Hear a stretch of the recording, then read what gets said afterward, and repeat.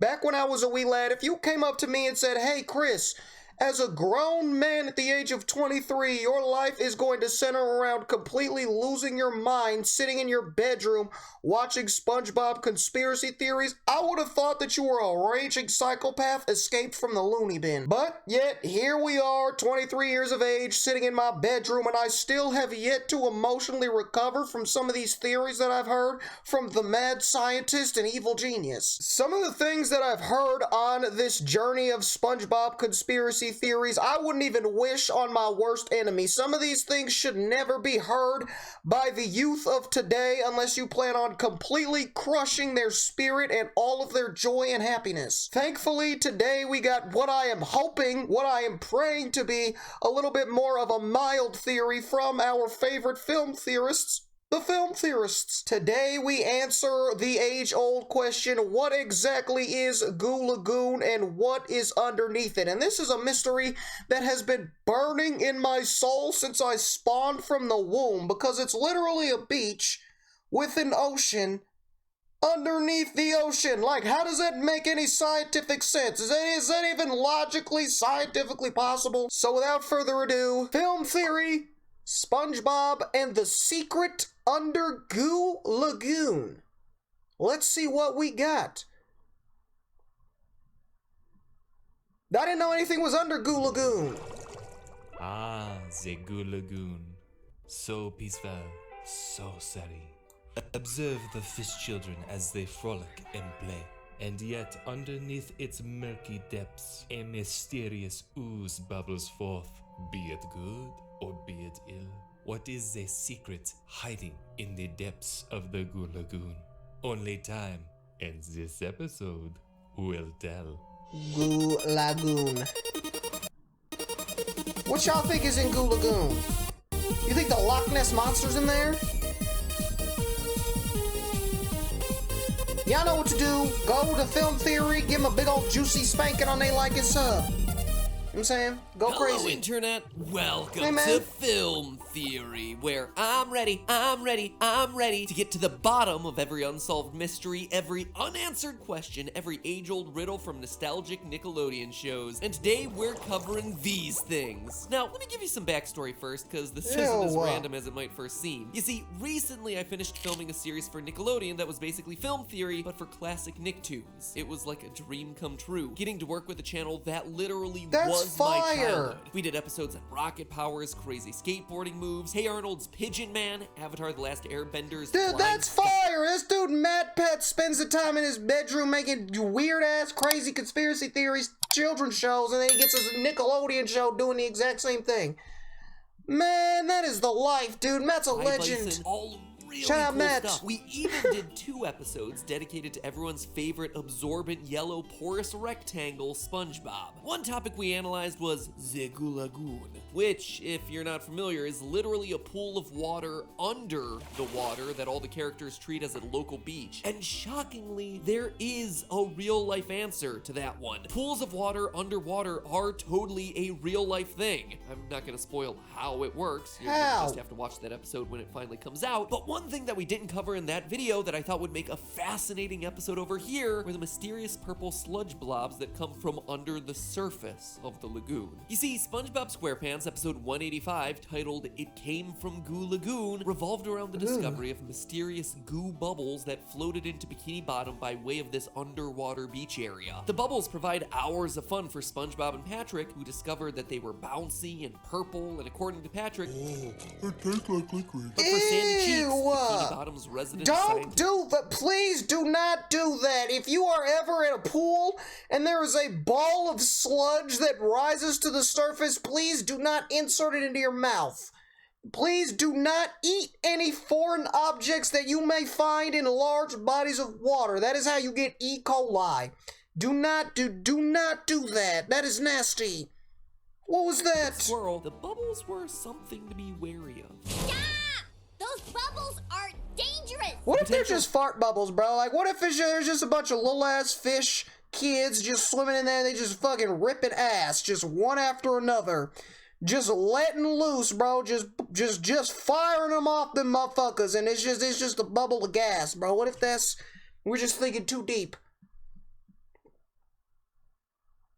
danger that threatened the very existence of Bikini Bottom. After a lot of floating around and exploring the many joys of the bubbles, the episode ends with a giant goo bubble bursting over the town. Unlike Sandy's prediction, it's not catastrophic, but everyone does get themselves a little messy. Mr. Krabs cashes in on the whole mess, and all's well that ends well for our little underwater pals. But it's weird, right? What are these things? The entire time you're waiting for an explanation, and that explanation never comes. I mean, why are they coming from the Goo Lagoon? And why is Sandy so afraid of them? It all could just be a bunch of throwaway plot threads to make the episode more exciting, but I don't think so. It feels like there was more thought put into this thing than the episode lets on. One thing we've talked about a lot in past SpongeBob theories is the fact that series creator Steven Hillenburg was a marine biologist. And so far as fantastical as a lot of this show seems, there is a decent amount of it that's rooted in cold, hard marine biologist fact. Like I said, the Goo Lagoon itself has a scientific explanation, so why not the goo bubbles that come from the Goo Lagoon? So I decided to look a little bit closer as to what was really going on here. And oh man, the conclusion of today's episode is gonna blow your mind. I mean, we're not afraid to get dark here on Film Theory, and SpongeBob sometimes deals with some very serious topics like ocean pollution, but this one is pretty awful. Sandy had every right to worry. So what's the demons?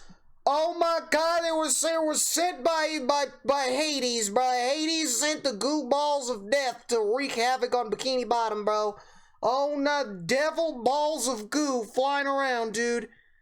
Oh no, my gosh! Topics like ocean pollution, but this one is pretty awful. Sandy had every right to worry. What is it? So what's the dark secret lurking at the bottom of the lagoon? Let's just dive into it. Using the episode to guide us, let's make a list of everything we know about these bubbles. First and most obviously, these balls are made of some sort of purple goo or sludge. You can see how thick and viscous they are just from watching the episode. It's so gooey.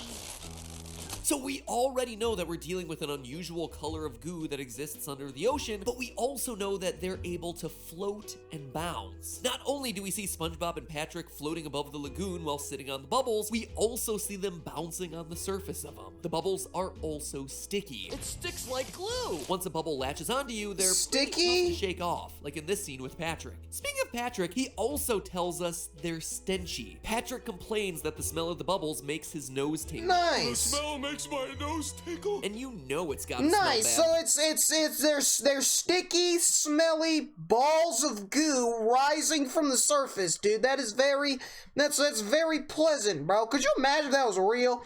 You just wake up one morning, you walking to work, you on your way to school, whatever, bro, and all of a sudden a giant, sticky, smelly, purple goo ball just falls from the sky and slaps you right in the face, sticks to you, bro. What would you do?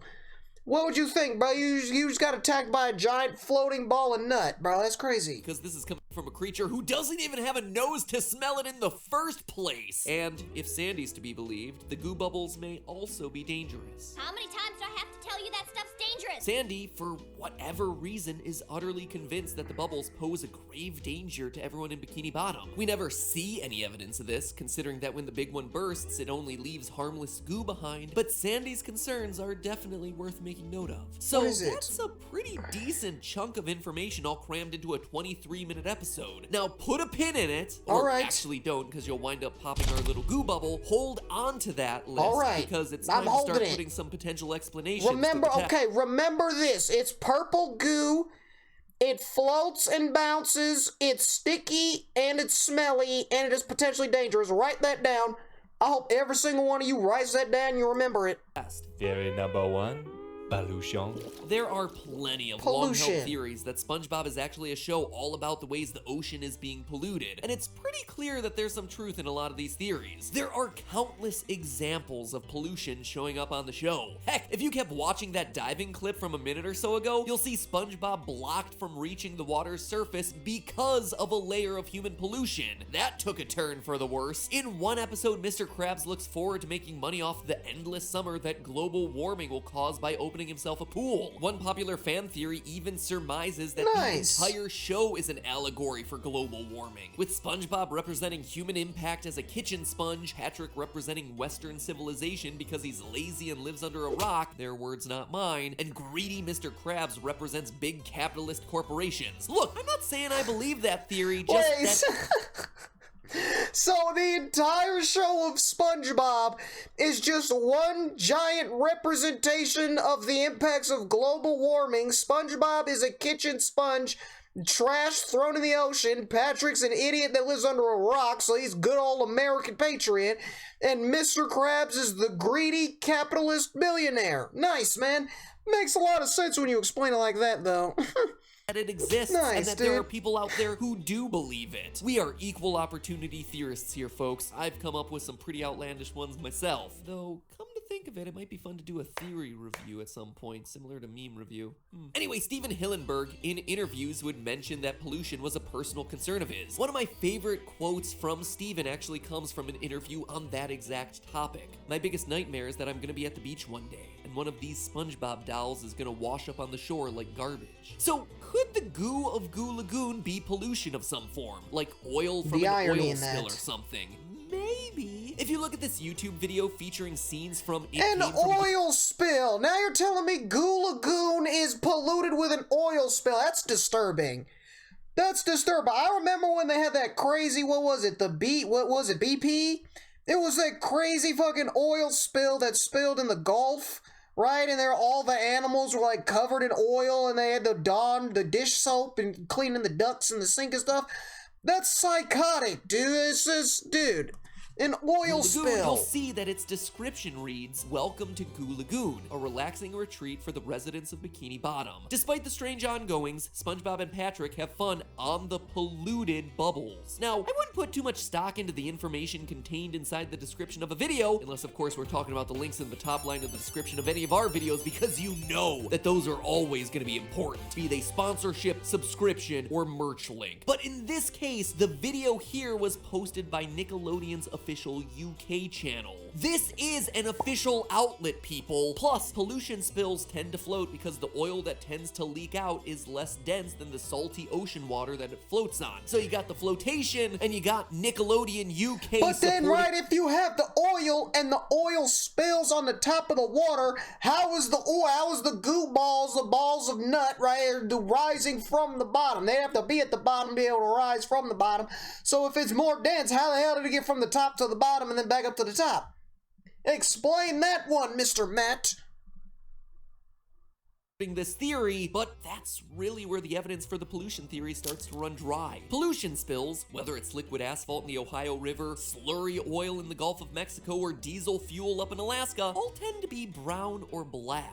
Definitely not a bright purple, which in my mind is going to be one of the most important features of the goo bubbles that we have to account for in our theory. Plus, Patrick putting the goo bubble in his mouth and being unaffected by it doesn't exactly line up with pollution or any form of toxic waste. Though it may have been the obvious first choice, I have a feeling we can come up with a better theory than this one. So it's not Theory oil. number 2, algae. Now, when I say Algae. algae, you're probably thinking of that weird green moss that grows on top of the water that you always wanted to touch as a kid, but you never did because you were always a bit worried that it would poison you. Was I the only one with that? Yes? No? Leave a comment Yeah, down below. Let me know if that's I was just just you. the weird kid who was worried about this either poisoning me or I drowning think that me. was just Well, you. I obviously, had no was the weird fear. kid, but I mean, in this one I select was instance, fearless. anyone else relate to this?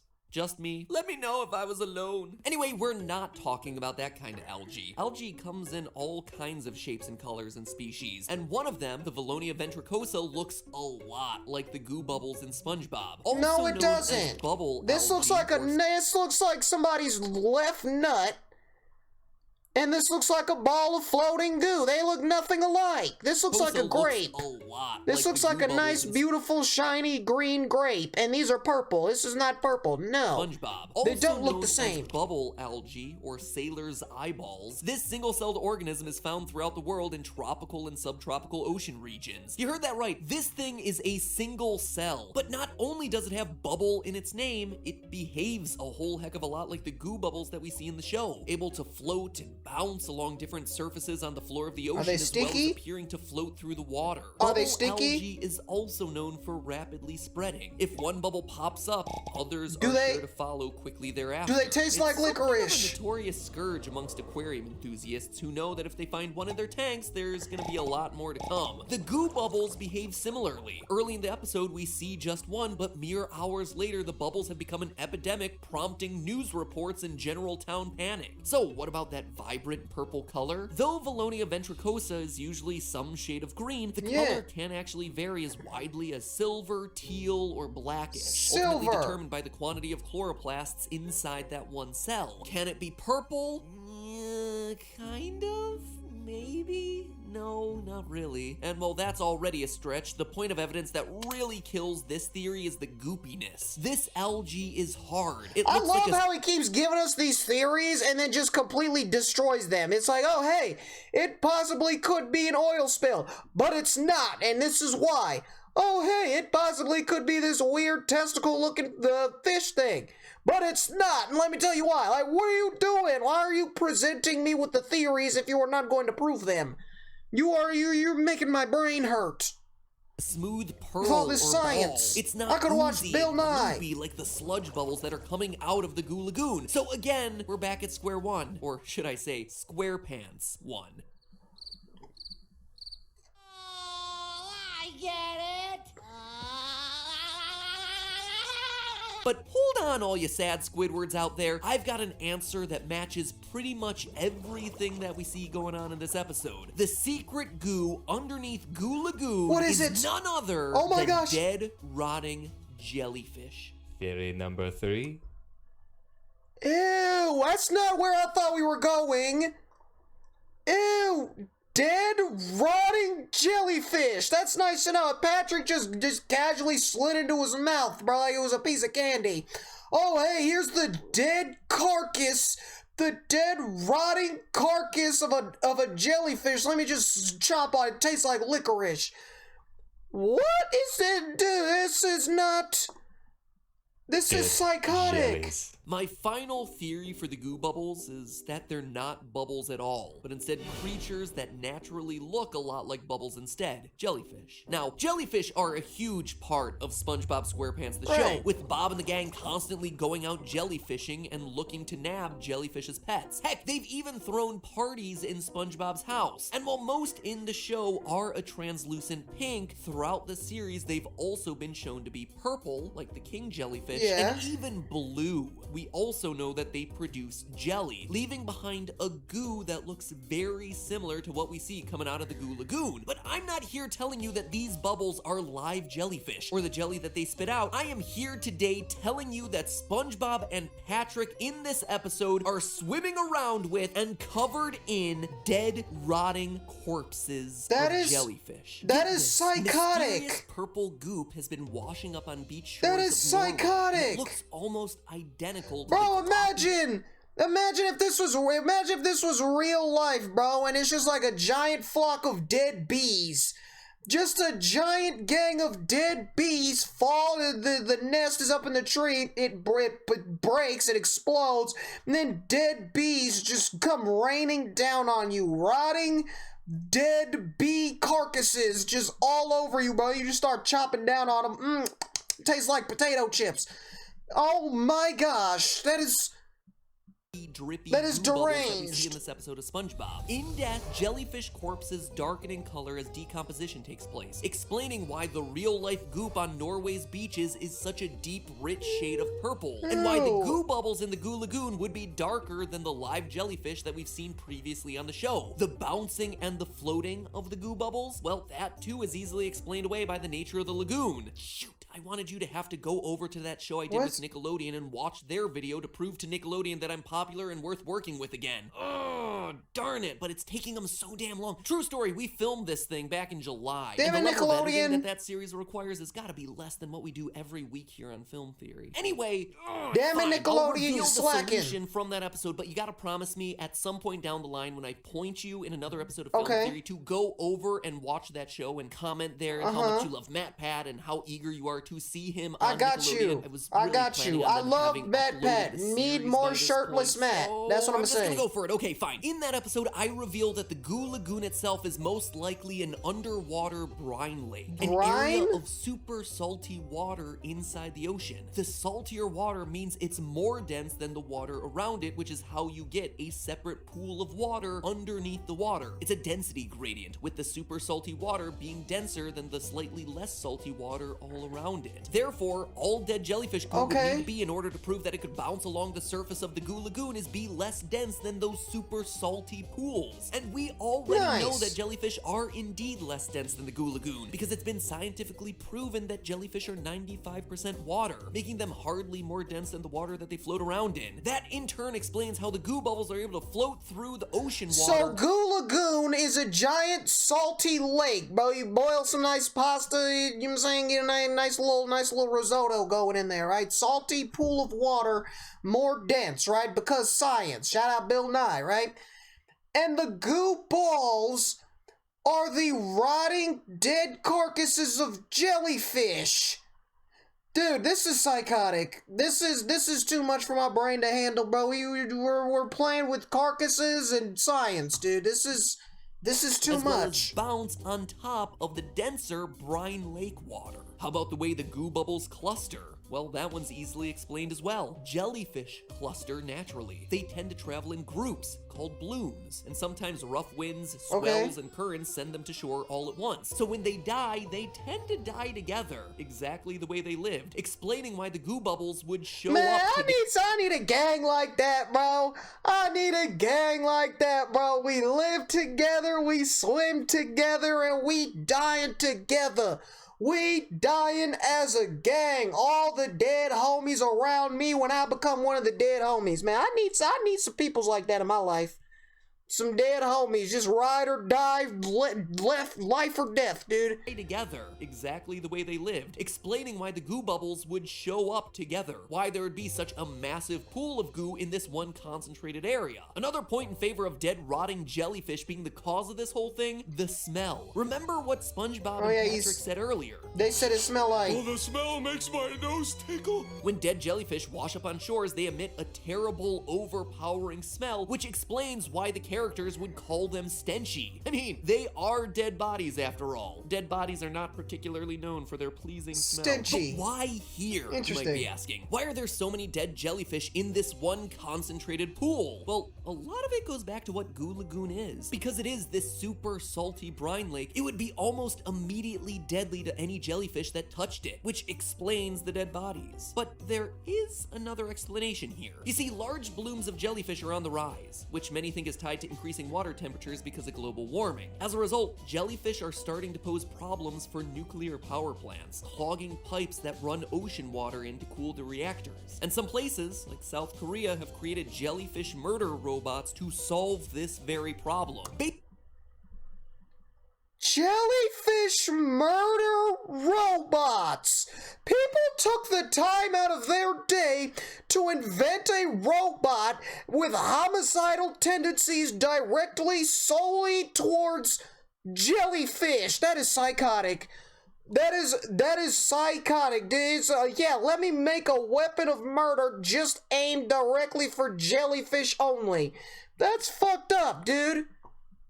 That's fucked up. Basically, these things are robotic search and destroy sea blenders for slaughtering hundreds of jellyfish at a time, with fishermen comparing the texture Anybody wanted a jellyfish smoothie, bro? You just pull up to Korea, bro. You just pull up to Korea, take a nice swim, do a little skinny dipping, there you go. You got a nice, delicious jellyfish smoothie, bro. Jellyfish goo to margarine, which thereby makes this entire thing rooted in the type of science the creator of the show wanted in the first place. This episode isn't a warning about pollution in our oceans, it's instead an episode warning us about the dangers of global warming. We're gonna have too many jellyfish, and not enough peanut butter fish. Probably the most dad joke I've ever made. So there you have it, friends. We have ourselves the color, flotation, smell, the fact that it's not toxic so Patrick can taste it reasonably without any negative effects, a reason for it being there, the stickiness, all of it is hashed out through this one explanation. I don't know about you, but it looks to me like SpongeBob and his pals are in fact playing with the corpses of their ocean peers. Nice. And when those bubbles pop at the end of the episode, everyone is covered with dead, gooey bodies. Is it gross? Yeah. Morbid? Absolutely. Great television? Demonic and demented. But hey, So you're telling me... First of all, I thought Goo Lagoon, I thought it was legit goo, bro. Like, I thought it was a lagoon of goo. I thought it was some thick-ass goo at the bottom of the ocean, right? I didn't think it was actual water. Fun fact, it's just some super salty, extra salty, delicious water, right? And then the goo balls are the dead, rotting carcasses of jellyfish. And at the very end, they all get a facial from an explosion of a giant jellyfish carcass, bro. Like, imagine you walking through a graveyard, right? You paying visits to your grandma, you know what I'm saying? Showing some love, whatever, right? You walking through a graveyard. Imagine an undead zombie rises from the depths of hell, walks towards you, and then just blows up. And your entire body is completely smothered in the rotting dead carcass of a zombie. Oh, nah, dude, you gonna have to burn me. You gonna have to set me on fire right there, bro. You got me fucked up thinking I'm about to walk free through life with rotting carcass meat all over me. Hell no. This was a lot more psychotic and demented than I thought we were going to, but I thought this was going to be wholesome. Oh, yeah, it's just some fart bubbles, some kids just fart, passing gas, both making fart bubbles go to the surface. No. Rotting, dead jellyfish. This is psychotic, dude.